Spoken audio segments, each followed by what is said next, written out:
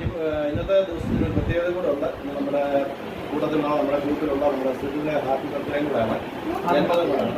അതുകൊണ്ട് അതിന്റെ നാമത്തിൽ ഇപ്പം സിറിലും കുടുംബം വിളിക്കുന്നു, ഒരു കേക്ക് കട്ട് ചെയ്യുന്നുണ്ട്. അത് നമ്മൾ വിതരണം ചെയ്യും. ആ സന്തോഷം നമുക്ക് പങ്കുവരാം. അടുത്ത ഒരു ചടങ്ങ് അതാണ്. സിറിലിനെയും ഗ്രേസിയെയും കൂടെ സ്വാഗതം ചെയ്യും.